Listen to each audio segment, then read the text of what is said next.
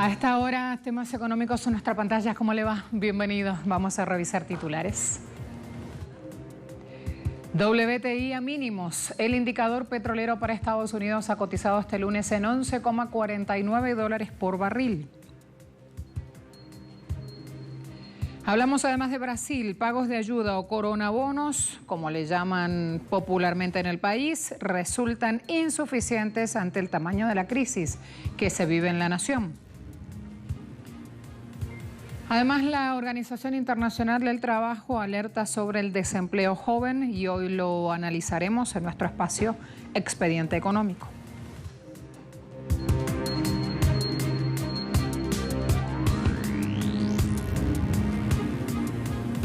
Abrimos nuestra emisión del día con una noticia que no se daba desde hace más de 2 décadas. El precio del crudo estadounidense pierde en esta jornada casi 40% de su valor. El designado WTI ha cotizado este lunes $11,49 por barril, siendo el precio más bajo desde febrero del año 1999.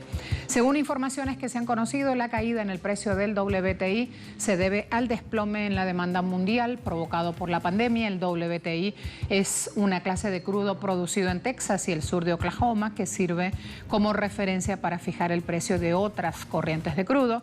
Es mucho menos pesado que el Brent y tiene bajo contenido en sulfuro. Los futuros de este crudo para entregar en junio perdieron 8,71%, se quedaron en $22,85 por barril, mientras que los de la marca Brent se depreciaron 3,74% hasta llegar a los $27,02 por barril. Expertos hablan de un mercado que está sobreinundado de petróleo. Indicadores entonces, como ven, Brent operando a $27,06 el barril, WTI a $22,83 el barril, crudo venezolano se cotiza en yuanes, 92,03 yuanes con una baja de 22,39 yuanes al cierre de la semana anterior.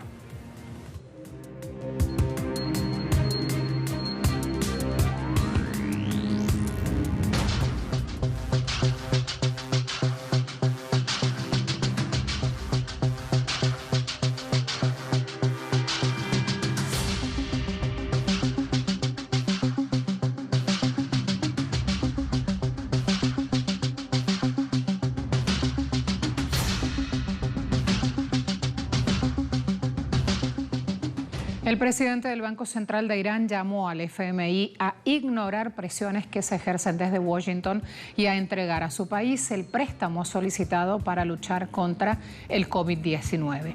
A mediados del mes de marzo, Irán pidió $5.000 millones al FMI, después de que su directora general, Kristalina Georgieva, le contara al mundo que los países afectados recibirían apoyo a través de la campaña Corona del Instrumento Financiero Rápido.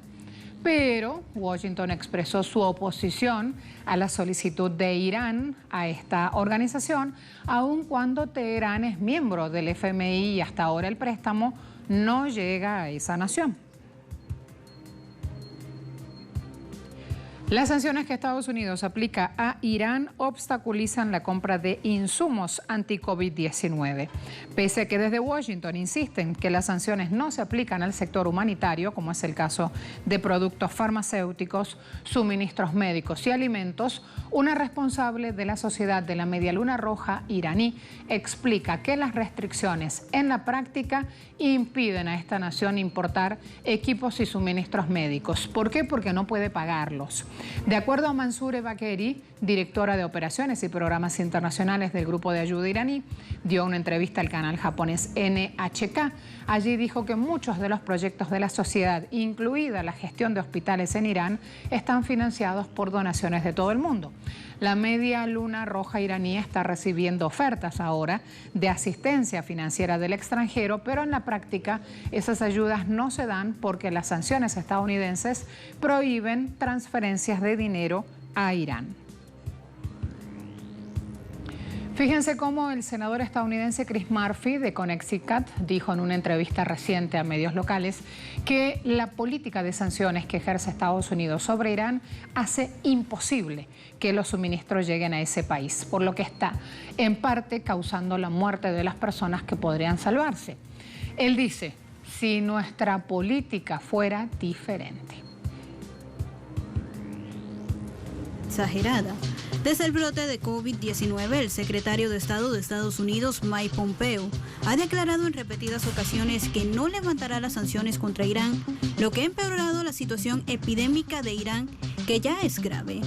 A partir del mediodía del 11 de abril pasado, confirmaron un total de 70.029 casos de COVID-19 en la República Islámica, con 4.357 muertes, y la tasa de mortalidad fue la más alta que el promedio mundial.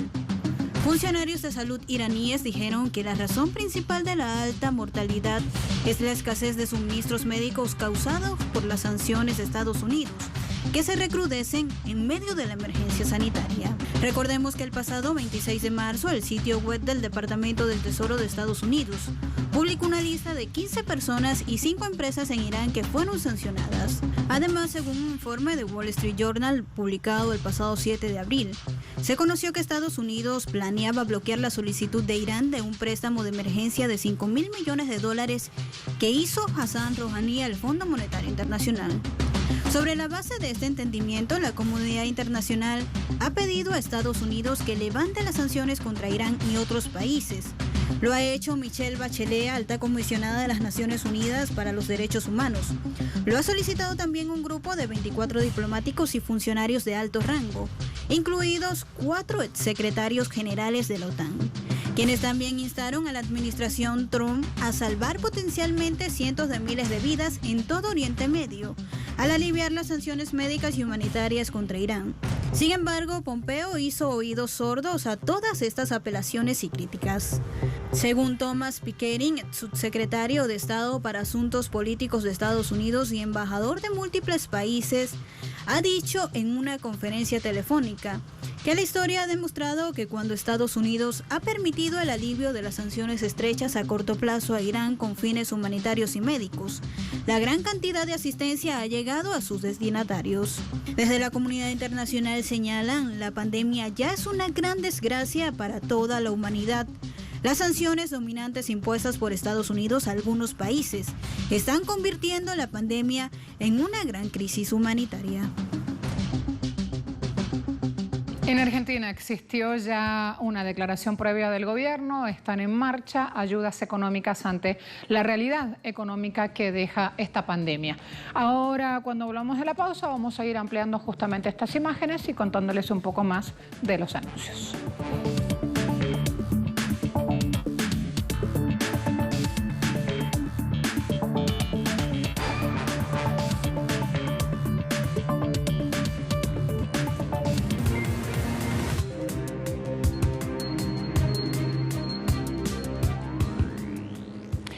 Alberto Fernández tenía este dato en mano.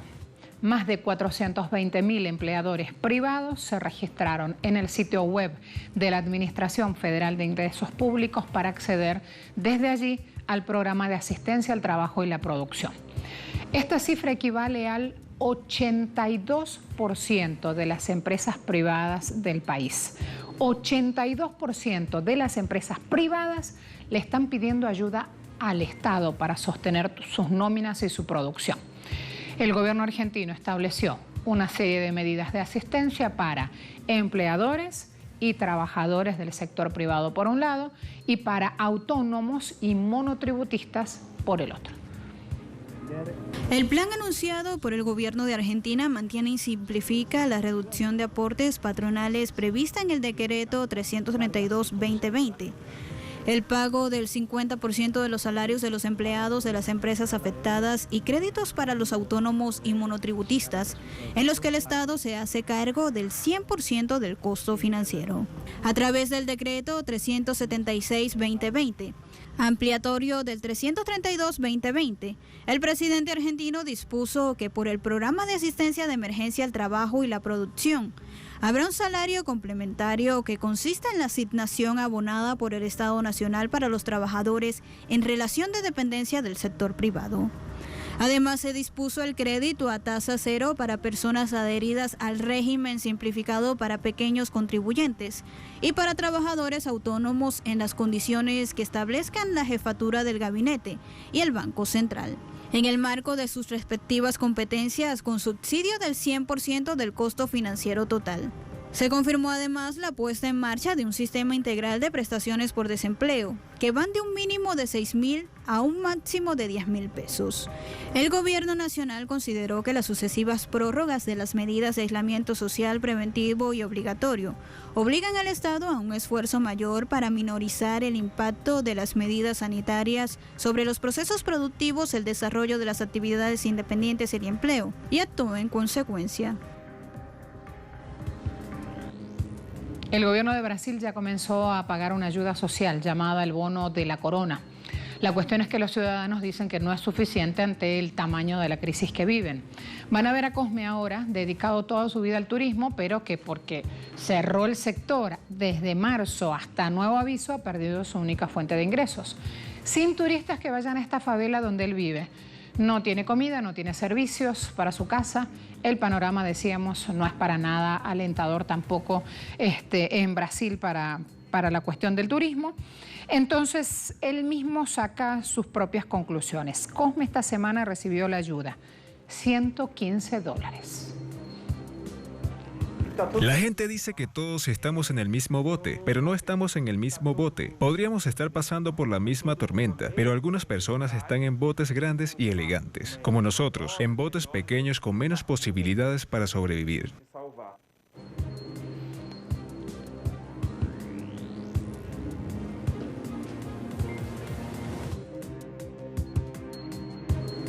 Hablemos de los diferentes botes, así de claro lo decía Cosme.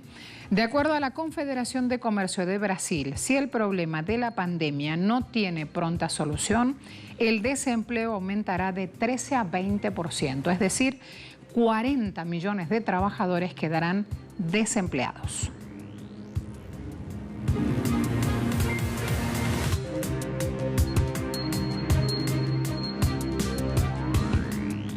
Dinamarca excluye de las ayudas públicas a las empresas que paguen dividendos o que estén registradas en paraísos fiscales. Así de claro.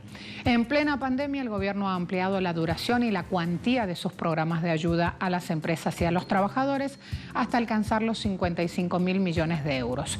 Dinamarca tiene la calificación en su deuda AAA. Con ese buen anclaje planea financiar nuevas medidas mediante la emisión de bonos del Estado. No obstante, lo más llamativo de los anuncios que hizo el gobierno es que decidió excluir de las ayudas públicas a empresas que pagan dividendos, compran sus propias acciones o están registradas en paraísos fiscales.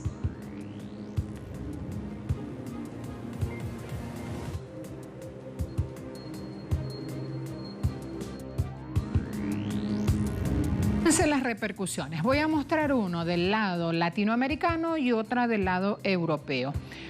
Por decirlo de alguna manera, del lado latinoamericano, Alicia Castro es la ex embajadora en gestión de Cristina Fernández, hoy repite también su experiencia diplomática en otro punto europeo. Alicia Castro dice, hora de buscar ejemplos, señores. En Dinamarca, las empresas registradas en paraísos fiscales no serán rescatadas. Otra repercusión, lado europeo. Aquí lo tienen a Luis Garicano. Dinamarca excluye de las ayudas por el COVID a las empresas que paguen dividendos, que recompren sus acciones, empresas basadas en paraísos fiscales. Y él dice, bravo a la noticia.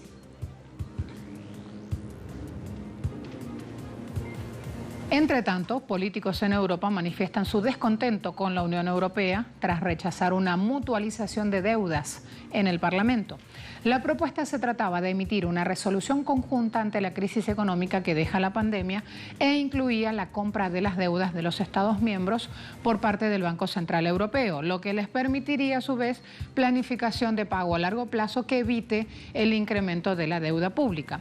Ante la negativa no tardaron en llegar las voces de rechazo y denuncia ante la actual situación de crisis. Desde el partido francés, la Francia Insumisa, resaltaron que el Parlamento Europeo no está a la altura de la situación excepcional generada por la pandemia. Jean-Luc Mélenchon ha cuestionado las decisiones del Parlamento, señalando que la falta de cooperación de la Unión Europea podría deberse a una especie de competición para ver qué país se recupera más rápido de la crisis sanitaria. Desde Italia, medios locales señalan que comienza a exponerse un euroescepticismo en el país debido a la falta de solidaridad por parte de la Unión Europea, que no ha tenido manifestaciones de apoyo desde la crisis migratoria hasta los días de coronavirus.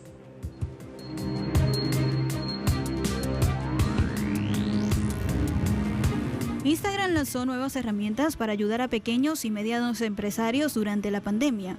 Un comunicado de la red social indica que ahora las pequeñas empresas pueden usar pegantinas en su perfil y en sus historias, que permitan a los usuarios iniciar el proceso de pedido o la compra directamente de su página de Instagram.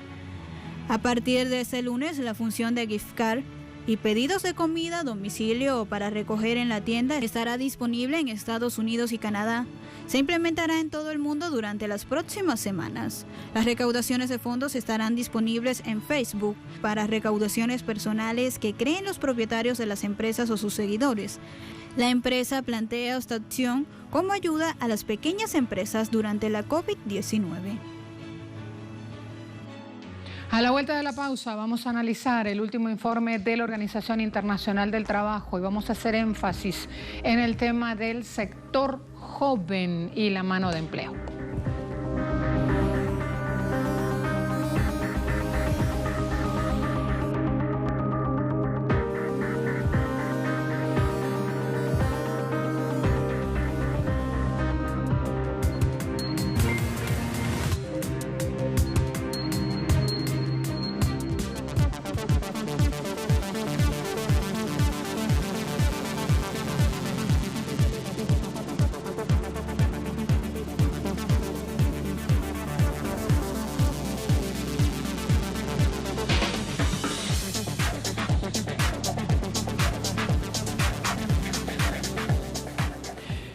Especialistas de la Organización Internacional de Trabajo advirtieron la necesidad de proteger al sector joven porque la pandemia se transformará en un duro golpe para ese sector.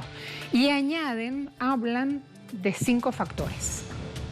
La crisis creada por la pandemia de COVID-19 tendrá efectos de gran alcance en el mercado laboral. Según una primera evaluación de la Organización Internacional del Trabajo, se estima que entre 5,3 y 24,7 millones de personas pierdan sus empleos. De darse este último dato, la cifra superaría el desempleo generado entre 2008 y 2009, producto de la crisis financiera mundial, que dejó un desempleo de 22 millones. En esta oportunidad, el sector más golpeado sería el de los jóvenes. De acuerdo a la OIT, el mayor riesgo se debe a 5 factores determinantes: la recesión, el cumplimiento de tareas en la economía informal, las formas atípicas de empleo, las industrias especialmente afectadas por la pandemia, así como la automatización.